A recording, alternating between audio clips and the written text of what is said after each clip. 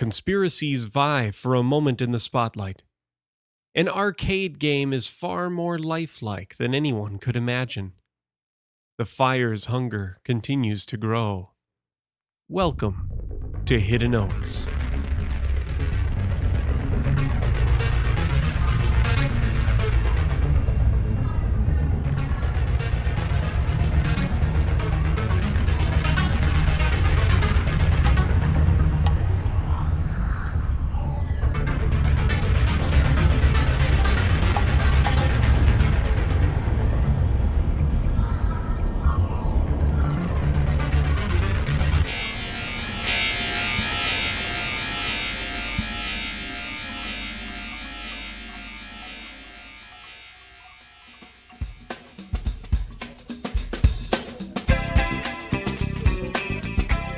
Thank you for listening to WRAM The Ram. I'm Stephen Goodall.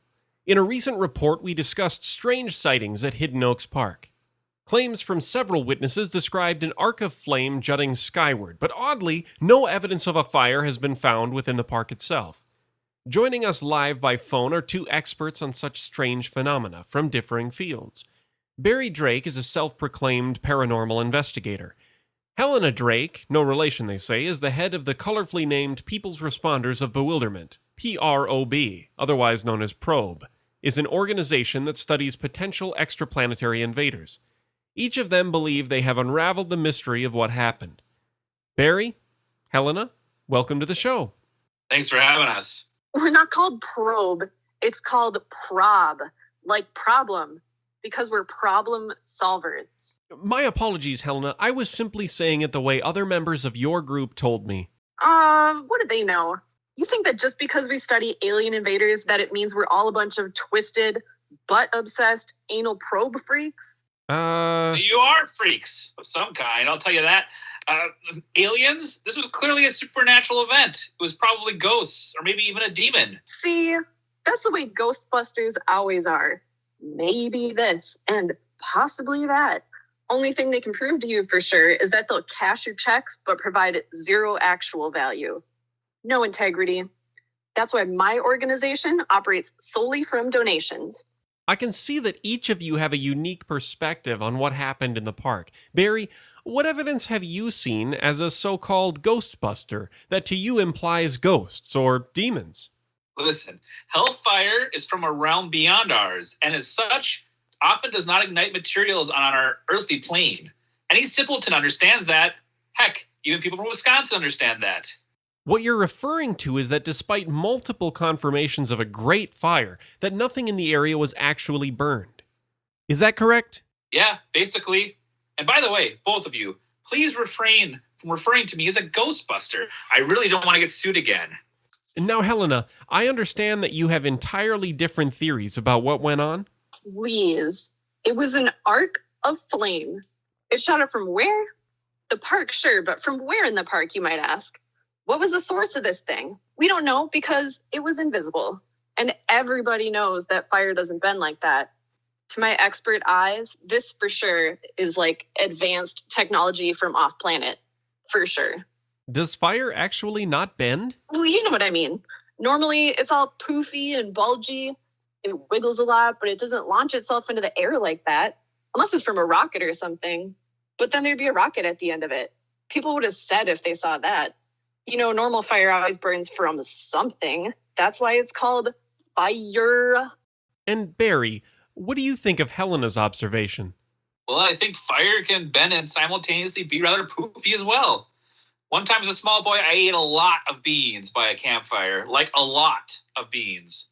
The lesson I took from the doctor in that emergency room that night was this. Fire can indeed take many forms. It can also spring from the most unexpected of sources. Fascinating anecdote for another time, I'm sure. Something else I wanted to ask both of you because it's so curious. There are many residents who say they witnessed the event, but no physical evidence has surfaced. Not even any home video or photographs. Why do you think that is, Helena? I think it all comes down to alien technology, Stephen. Look, extraterrestrial computers and weapons and stuff are for sure way faster than anything we have here on Earth. The only thing that might be as fast is maybe like the Sega Dreamcast, but that's not even out yet, so it doesn't count. And Barry, coming from what you know, what would you say the reason is? Why has no photographic or video evidence surfaced? Well, I think it's kind of like that fart I had by the campfire. I mean, it's scary as hell when it's going on. For a second, you think the world is coming to an end. But afterward, there's not much to see except the scars left on the psyches of the survivors. I don't know how to respond to that. Now who's the twisted anal freak? Look, I never called. I'd like to get us back on track here. Now, Helena, some say that your theory about extraterrestrial involvement sounds more credible, primarily because there are related reports that government agents have been investigating, black sedans and all. Is this some sort of cover-up? Well, anytime something cool happens on this planet, for sure the government is going to send in their goons to ruin the fun. I've heard those stories from the townspeople, and I've even seen the goons myself. I mean, they were wearing dark sunglasses even at night. The moon wasn't even very bright that evening, so if that doesn't scream cover up, I don't know what else would. So you did your own investigating? Well, yeah. I'm the head of prob after all. I live for this stuff. Wait a minute. What night were you there? Right after. The next night. Why? Then I did see you. What? Well, you could have, sure. I was working to unravel this dire mystery for the people of New Brighton.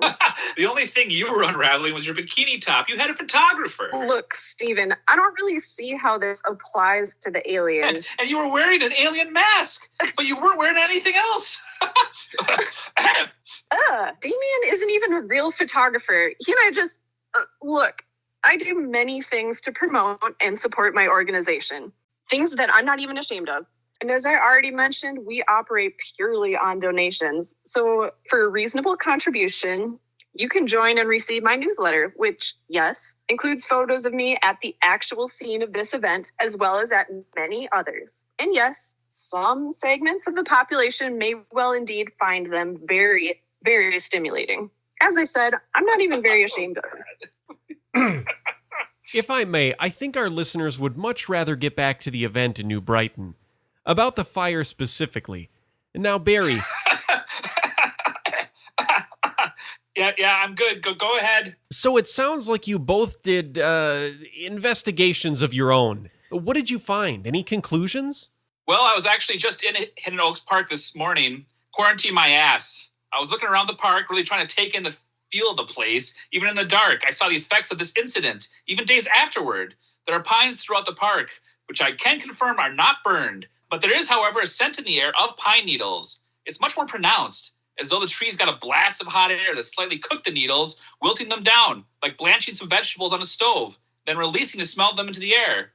There are still spots where walking across the grass forces puffs of smoke up around your feet. I did also see black sedans around the perimeter of the area, and even the men in black with suits and sunglasses. Don't think they saw me, though. You say men in black were watching the park this morning? Yeah. I even got some Polaroids. Do you have email? I can get online right now so you can show your listeners. Well, Barry, our listeners are actual listeners. They really can't see a photo, even if... Well, Barry, there's nowhere to send... Barry? Guess I can't connect right now. Oh, man, they're coming up my driveway. Big old boys, aren't they? Stone cold faces and dark sunglasses, just like in the movies. Maybe they didn't like it and their pictures took. They're coming in. Oh shit, here we go. Barry? On behalf of the station and our listeners, we hope you're okay. Please don't do anything to provoke... Barry, are you still with us? I got it right. I'm a citizen of the U.S. Cut that out. I serve this command. Barry? Oh my... Well, we certainly hope that Barry's okay out there. Well, dramatic stuff there from our expert in New Brighton as... Who is this? Oh, hi. This is Stephen Goodall from WRAM Radio. We'd been speaking with Barry Drake in a live interview, actually. Are you... Damn it. I'm not going to believe it. Guy called into a radio show. They need folks who come on. Yes, hello. Barry tripped and looked to be in distress, so we're helping him up. He's fine. He's Barry is fine. Well, that's good to hear. While we have you, perhaps, if you don't mind, we were speaking to Barry about... We are looking into the event, but so far found no evidence to confirm the wild rumors that are going around. We will certainly alert the media as soon as any evidence emerges from our ongoing investigation. Well, I didn't even get a chance to say what we were speaking to Barry about. It actually was the recent fire event in the park. Is that what you're referring to? Well, I must say, an unprecedented development in New Brighton brought to you here live on the Ram radio. We should perhaps... Holy crap. Do you think they're going to come after me too? Helena! Oh, my apologies. I forgot you were even still with us. Yeah, but seriously though, I was in that park taking pictures only yesterday.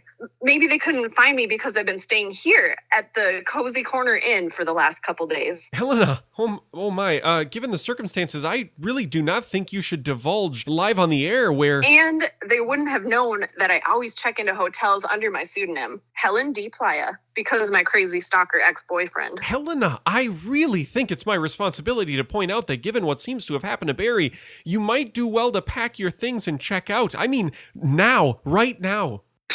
But you gave all that extra airtime to Barry and his stupid hocus pocus fart talk. You didn't even hear me out about what I was going to say.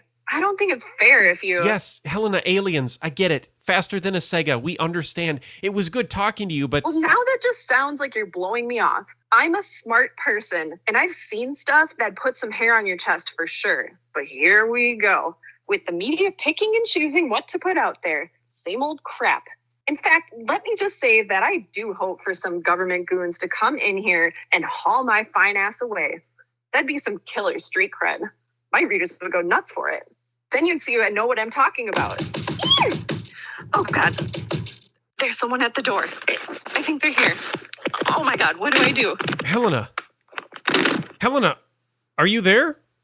Are you okay? And that seems to be the extent of WRAM's interview with our two experts live in New Brighton. Stay with us here on WRAM The Ram as the situation develops. Coming up at the top of the hour, the Greedy Tooth Fairy reports on the unusually high number of children's and adults' teeth gone missing recently. From The Ram, I'm Stephen Goodall.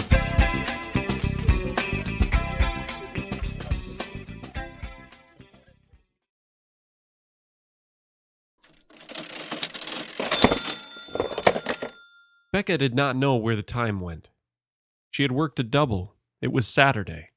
It had been busy since right when the doors opened. There was the brunch crowd, then came the day drinkers, family dinner night followed. Then there were the partiers who were always lingering about through last call. The entire day the restaurant stunk of rum, cigarette smoke, buffalo wings, and French fries. Becca also never really noticed the daylight outside Joe Dimaggio's while she worked her waitress job. The building had tinted windows of navy blue, which started dark at the top, then changed to a slight clarity at the bottom of their panes. For most of the day, it seemed like she was locked in a crowded cage of constant dusk. It reminded Becca of a Twilight Zone episode. Her dad made her watch that show on Nick at Night when she lived at home in Owatonna. He'd say to her, "The real world is really this strange. You just haven't been out in it. You will be. And you will remember this conversation. You'll think, my annoying dad was right." Becca hated the term the real world.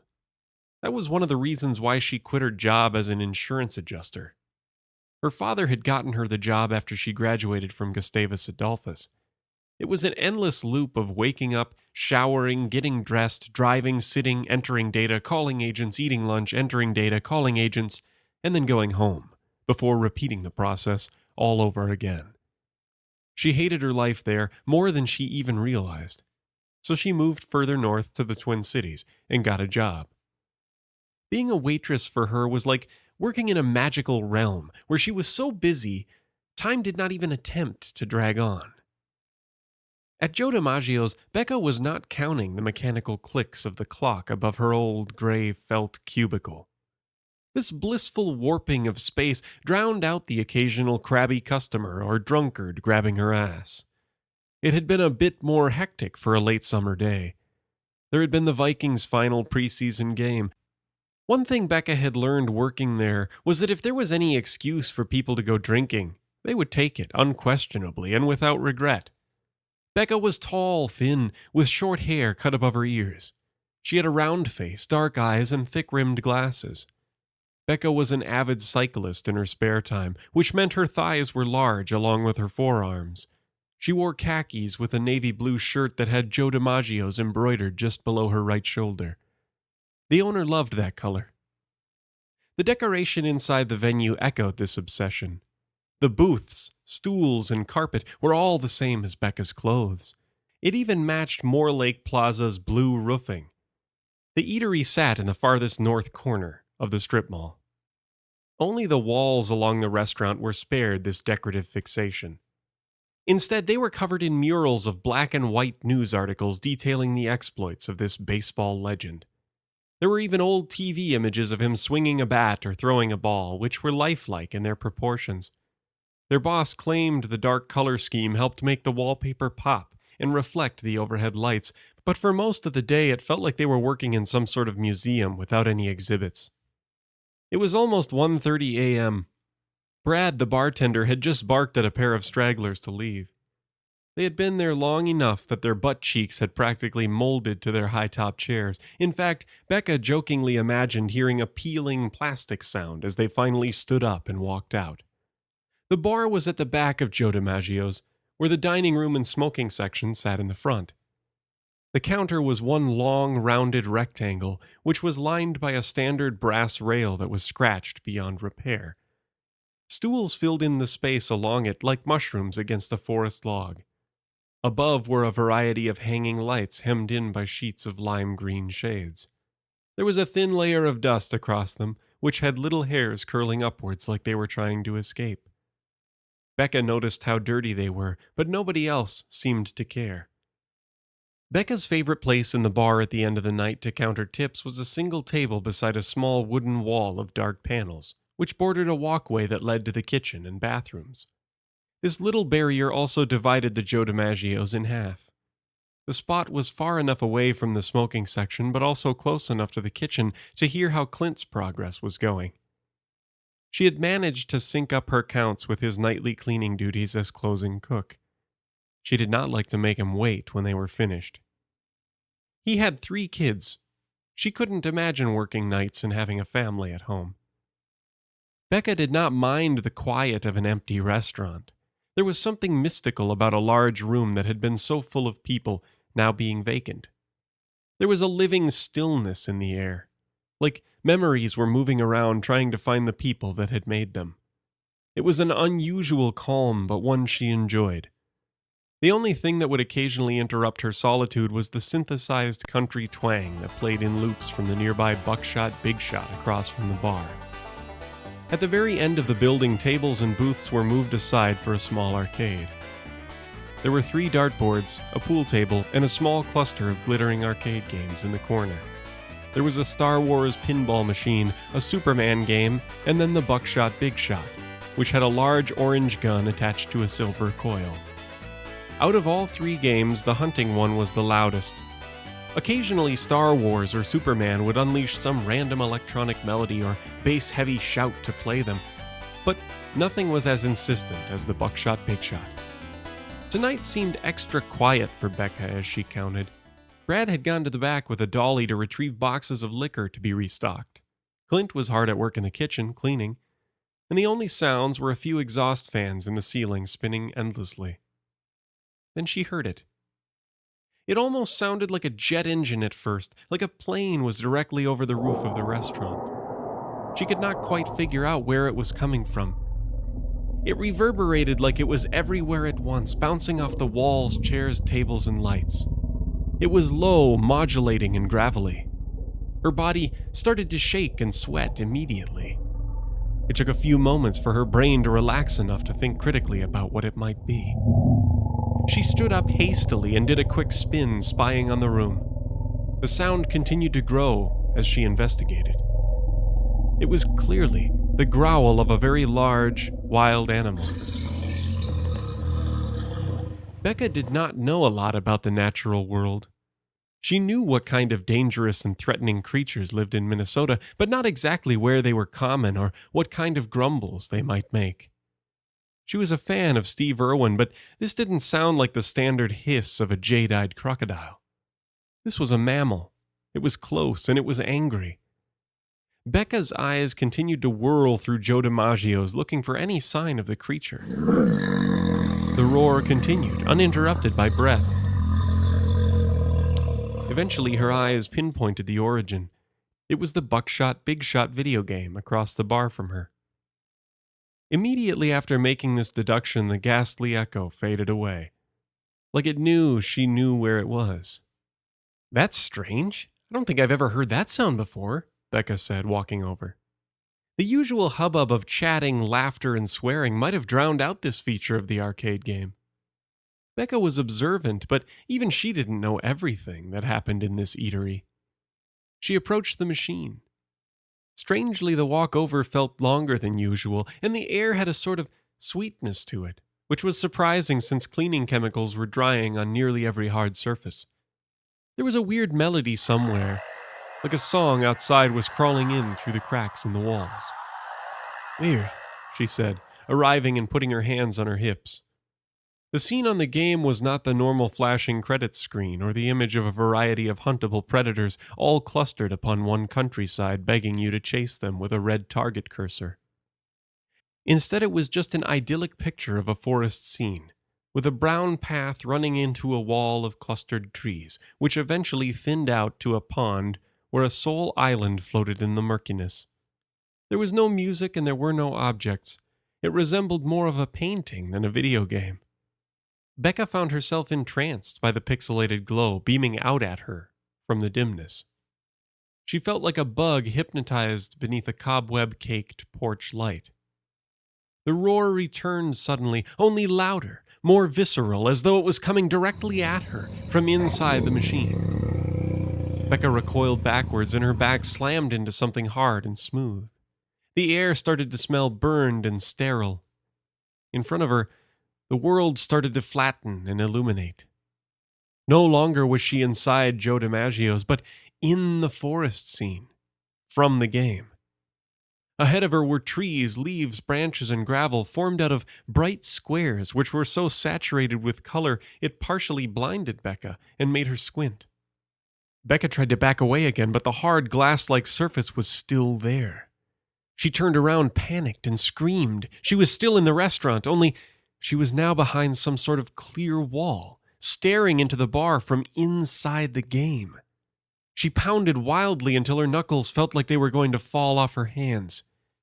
She was trapped. Brad hated restocking the liquor. It took him multiple trips. He was almost always the last person done with his closing duties. They all had to leave together to avoid robberies. There had been strange things happening in the neighborhood. People had gone missing, bizarre vagrants, strange reports of fires, which all made the owner extra vigilant about crime, or more specifically, someone stealing his money. Brad was tall, with wide, square shoulders like cinder blocks. He was African American with green eyes and a cleanly shaved head. He didn't mind his job, but wasn't as talkative as some of the other barkeeps who worked there. He was more laconic and withdrawn, which he felt was a necessity for working in such belligerent customer service. He was going to nursing school at North Hennepin Community College during the day. He was practically counting down the minutes until spring graduation next year when he could quit his job. When Brad returned to the bar after his initial load, he noticed the stack of Becca's cash on the table. The chair was still pulled out and a few of the bills had fallen on the floor, taken airborne by the endless air conditioner currents. "Becca? Becca?" he asked, looking around. He was wearing khaki pants and a navy blue polo just like her. He had untucked his shirt by this point in the shift, letting his frame relax. Her absence puzzled him. Maybe she went to the bathroom, he asked himself. Brad knew that Becca was not the type of person to simply leave her tips on the table. A dampened slamming sound filled the dank air of the bar. It made Brad startle and nearly drop a box of vodka bottles. He looked to his left and right. There was nobody around. The strange hammering continued, though. It reminded him of when little kids pound on the glass inside of a car when they want to scare a parent. "Brad!" a muffled voice yelled. Brad immediately pinpointed the clatter now and walked over to Buckshot Big Shot. He jumped backwards and fell into the pool table from what he saw. Becca was inside the game. She looked as real as she had outside of it, but was surrounded by the same pixelated landscape. She was small but to scale inside the game. She was panicking wildly, pounding on the screen. Her fists were raw with redness and cracks of blood. Her round face was flexed into a prolonged howl like a cartoon. Brad quickly reached for a stool parked next to the dartboards and swung it into the game, hoping to break her free. The momentum spun him around and he collapsed to the ground, completely missing his target. He lost his awareness for one precious second. Brad, get up, a voice said. Brad crawled to his knees. The world all around him was beyond luminous, to the point that he had to shield his eyes with his hand just to look around. There were still trees, leaves, rocks, and other pieces of nature, but they were formed in small, crude squares instead of the fluid lines of reality. The colors, the orange, blue, green, brown, and yellow were all so overpowering it was like being locked inside some childish sample of the light spectrum. The sound around them was the country song from before, the single looping melody that was usually drowned out by the crossfire of customers chatting. As Brad got to his feet and patted his wide chest to make sure he was still alive, the song abruptly stopped. Something growled lowly behind them, though the concept of depth was non-existent in this flattened world. The artificial forest behind them shuddered. A shape was emerging from between the foliage, though it had to move sideways to get forward. It was like a shadow, but without a form to cast it. The only detail besides the fabric wild strips of darkness making its body was a row of enormous, obscene teeth, which formed a row of grinning, villainous white. Other creatures were beginning to occupy the screen as well. A grizzly bear, mountain lion, wolf, and a 12-point buck were meandering into the image. Brad quickly joined Becca in frantically bashing on the glass facing their old actuality.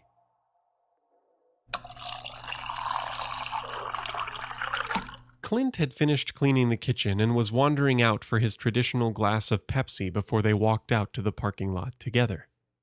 Clint was short, white, with a wobbly belly, a brown ponytail, and narrow glasses which had a near-permanent skin of grease painted to them. He was wearing a white shirt with some pajama pants that featured the Toy Story characters Buzz and Woody. He went about his usual routine, grabbing a glass from a tower and filling it up to the top. He sat down at the bar and looked around and breathed deeply. He stood up suddenly and looked around. "Wait a minute, where is everyone?" he said. At that exact moment, he heard the screams of his colleagues. He ran over to Buckshot Big Shot. The chaos of both Brad and Becca, shrunk down and surrounded by predators inside an arcade game, gave Clint heart palpitations and made his skin feel absent from his body. All he could do was stare at them in a state that the word disbelief did not give full justice to. Clint, help us!" Becca screamed in a shrunken voice. The animals were nearly upon them. They were staring at the two people, leaning their pixelated outlines toward them menacingly. Clint's gamer brain snapped alive. He picked up the orange rifle holstered next to the arcade game and quickly aimed at the animals. He clicked the trigger, but nothing happened. "Quarters! I need fucking quarters!" Clint said, dashing toward the bar. He knocked over a cashier till and kicked open the drawer, which was locked at this point in the night. He scooped a handful of quarters off the floor and dashed over to the machine. He threw some into the glowing red slot below the screen and synthesized country music filled the eatery. A point total flickered alive at the top right corner of the screen, parallel to a bullet count. Clint had played Big Shot Buckshot plenty of times. He quickly fired a spattering of shots into the wall of animals descending on the panicked humans. Animals fell to the dirt and flickered and vanished, only to be replaced by more. Clint ran out of ammo and quickly jammed more quarters into the machine. He repeated the process over and over again. He was dripping with perspiration. His body itched with anxiety. He was scared to blink because he was afraid a bear or wolf might swallow Brad's or Becca's head whole. Every time a bullet broke the air and flashed the screen, there was a cracking sound like Clint was slowly breaking through a layer of ice. Clint continued to feed more quarters into the machine. Pretty soon he wasn't aiming anymore at all, and there was just a mesmeric flutter of light. A burst of thunder and orange light sizzled across the restaurant. Brad went flying through the screen in a ball, bowling over Clint and throwing them both into the pool table in a meaty smack. Rebecca fell sideways out of the arcade game. She stopped partially as her left arm was still caught inside the display. Brad and Clint staggered upwards to help her. Both were bruised and limping. Becca screamed for help and shook her right hand at them to pull. Both men grabbed her and heaved with all their strength. The machine pulled back, though, wrenching them like a bully in a game of tug-of-war. The air about had a crumbling static sound to it. There was laughter, too, which was a cackling out of the video game's scene. That image is what truly disenchanted their rescue efforts. Instead of the pastoral scene from before, there was a midnight black wall of shadows with a row of perfect bony teeth dividing it down the middle horizontally. "Let her go! Let her go!" Brad hollered at the top of his lungs, attempting to drown out the rattling giggle filling every yard, foot, and inch of Joe Dimaggio's. Becca popped free, throwing them against the pool table again. This pool table's gonna kill us next," Clint said, panting. What the hell happened?" Brad said. Becca wobbled upwards and staggered over to the wall. She quickly unplugged the machine with one violent yank of the cord. She looked down at her arm, which had a ring of pain around her bicep. There was a black line, with a collection of strange symbols that looked almost like hieroglyphs. What is that?" Brad said, walking over. Becca looked at him with a few tears in her eyes. I don't know," she said. Somewhere far off in the coal black night, just a few stores down from Joe Dimaggio's, the laughter continued, unchecked and maudlin, like it didn't know or need anything else.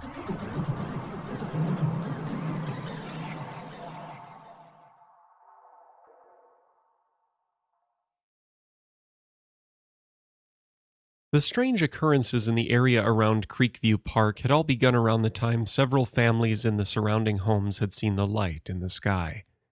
The same light that landed in the woods of the Rice Creek corridor. Tony DeCirio had called for fire department services that night, but little had been found. For multiple days following this event, his property had continued to be the epicenter of more oddities. Unseen parties left strange markings in the grass and in the forest. Heat that was felt more internally than externally by those present, and small wild animals dying, with no evidence of their cause of death.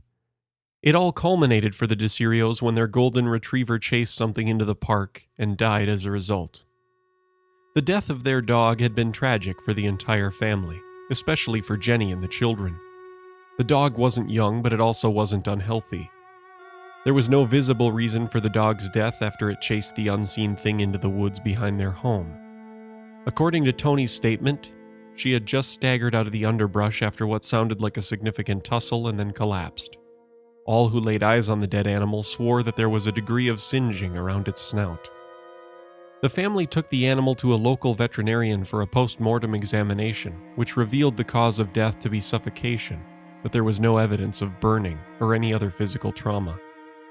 The other strange thing noted by both Tony and the veterinarian's report was the discussion regarding the white, hair-like substance taken from the teeth and muzzle of the animal following the fight in the park and the animal's subsequent death.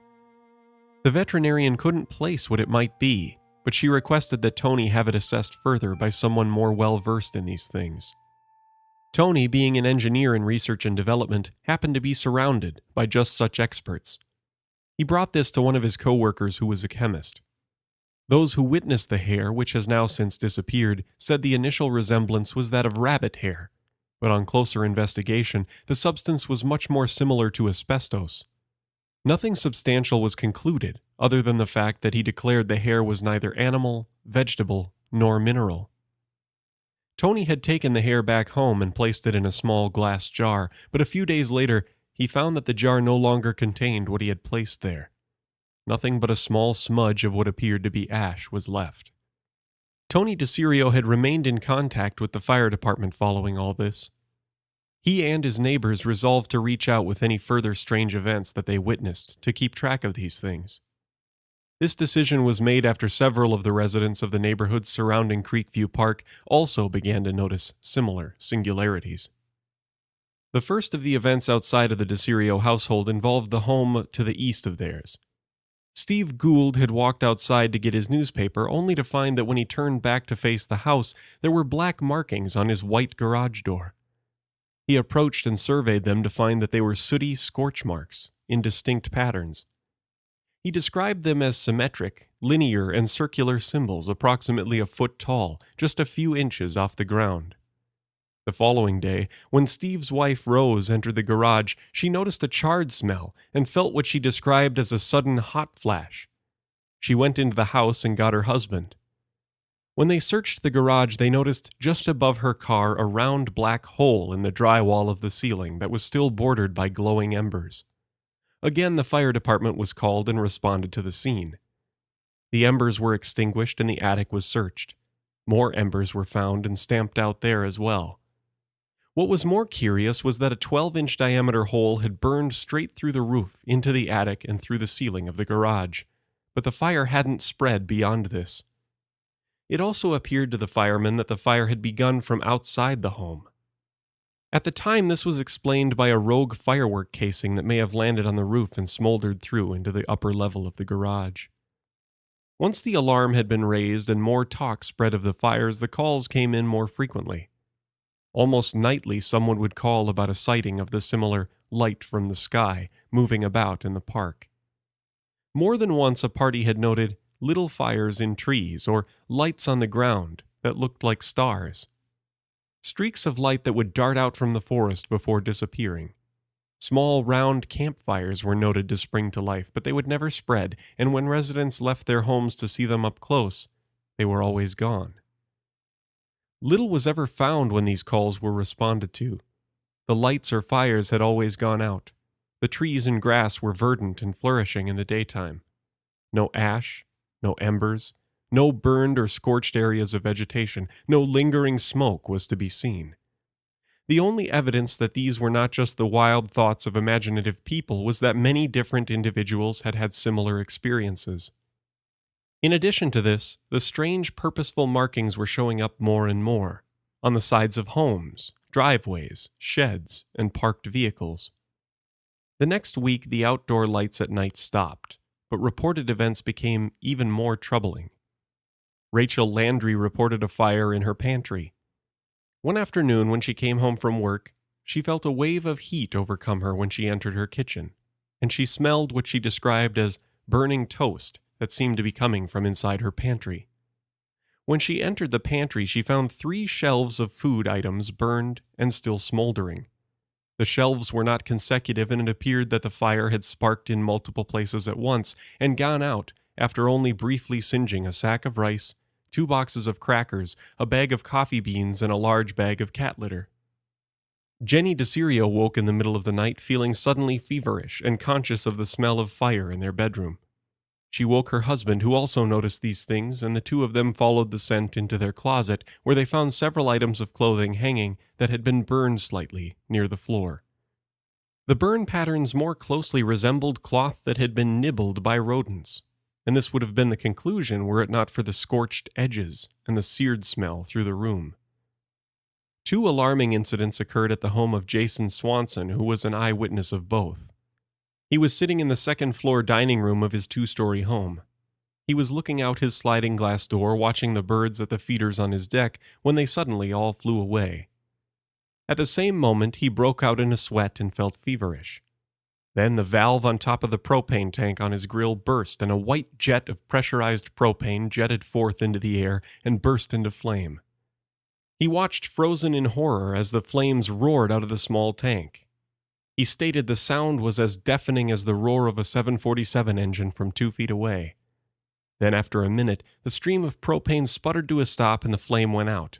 The heat sensation left him and everything returned to normal. When the empty tank was investigated, the brass valve on top had the impression of having been gnawed, ripped, or bitten into by something. No charring was found on the deck or on the grill.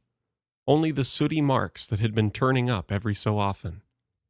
The very next night, Jason was sleeping in bed and awoke to a feverish heat, the smell of burning and the flickering light of flames next to his bed. He rolled over to see the corner of his comforter and bedsheets burning with the small candle-sized flame which he batted out in a frenzy. When he did this, he stated that a bright flickering light shot out from under his bed and dashed away through the open window, leaving a round hole in the screen the size of a softball. After this, the fire and the heat were gone, and the chill of the night set in. Earlier in the summer, there had been mention of fires of unknown origin in Hidden Oaks Park, which was only about a mile from this neighborhood.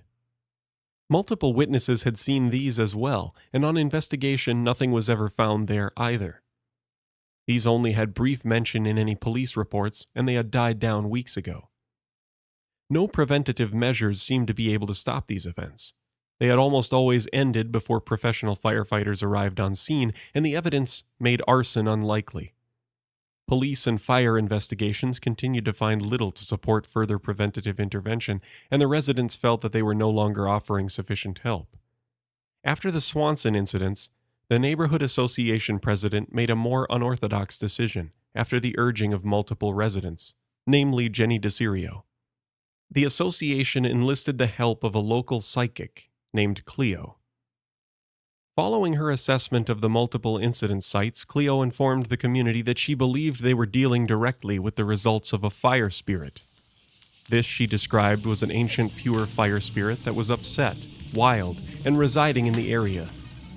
Her ideas were dismissed, and the neighborhood association decried her as a charlatan in an article released in the New Brighton Herald.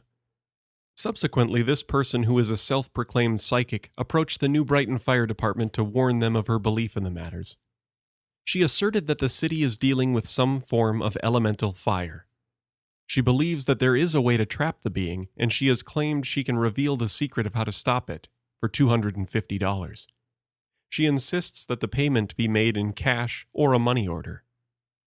The New Brighton Fire Department front desk staff had to call the police to have Cleo removed from the premises after she continued to present to the department, urging a task force to assist her in completing her bizarre rituals to stop the fires. Special unit detectives in suits arrived and escorted her off the premises. They informed the department that she has now been trespassed from the property and a protective order has been placed against her from the neighborhood surrounding Creekview Park to prevent her from engaging in such endeavors herself. The investigation surrounding these events continues. Several fire department staff have terminated employment after reporting various heat stroke and respiratory-related illnesses following in-person responses to the various incidents. The number of reports continues to remain steady. Beginning this week, the on-call crew will remain out of the department and instead be stationed near the epicenter neighborhood in order to be in close proximity should any further calls come in. This will be the standing operating procedure until the occurrences have subsided. This writer's reports will continue to outline the affairs as they develop. The current evidence points to possible combinations of adolescent mischief and illegal firework activity, combined with swamp gas light shows unrelated to actual fires. The department will continue to respond to and investigate any calls regarding this matter. Chief Joseph Larson, New Brighton Fire, 785 Old Highway 8 Northwest, New Brighton, Minnesota, 551. The paper smoldered. The leafy pages were digested by the flames.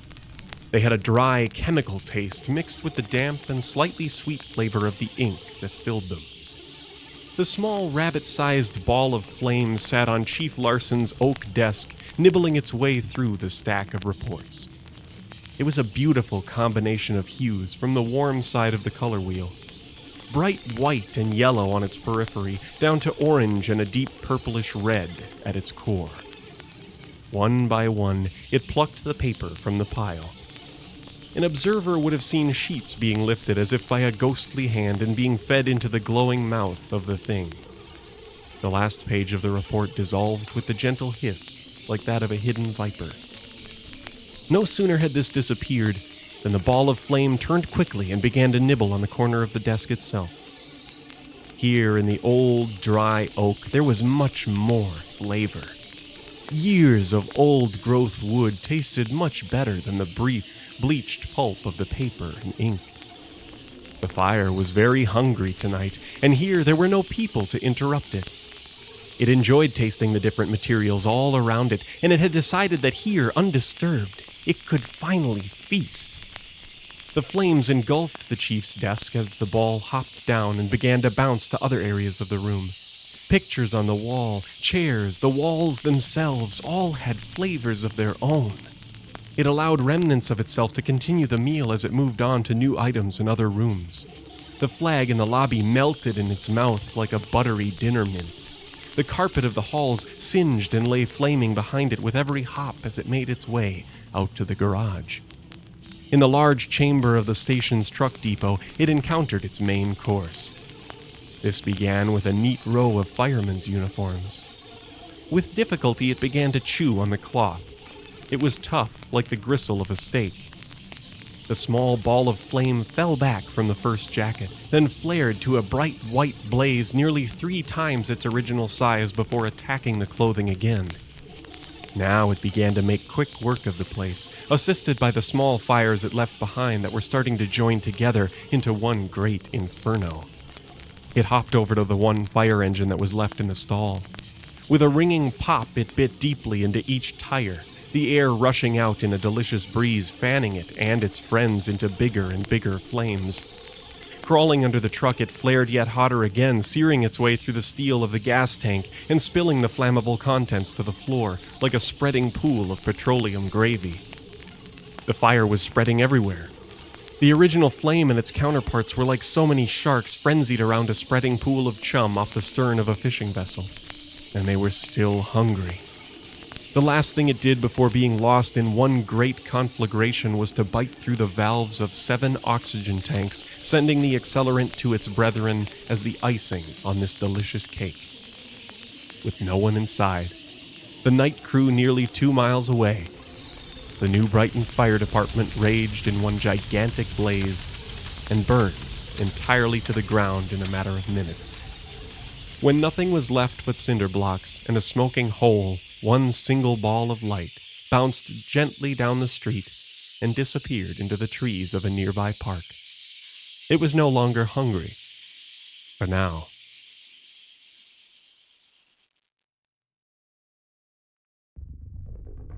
The Hidden Oaks podcast is a collaboration between Patrick W. Marsh, Robert Don, and Owen Swerkstrom. The story Investigations, written by Chris Gildy. Joe Dimaggio's by Patrick W. Marsh. Flames by Robert Don. The voice of Hidden Oaks and the radio host performed by Robert Don. The voice of Barry performed by Patrick Marsh. The voice of Helena performed by Melanie Ditter. The voice of the Stern Agent performed by Owen Swerkstrom. Original music composed and performed by David Schwartz. Find more of his works at dtschwartz.com. Produced by Robert Don, Owen Swerkstrom, and Patrick W. Marsh. You can find out more online by visiting us at hiddenoakspodcast.com or by finding us on Twitter at Hidden Oaks Pod, as well as Facebook and Instagram at Hidden Oaks Podcast. Hidden Oaks is an Ironfield independent production. Thank you for listening, and until next time.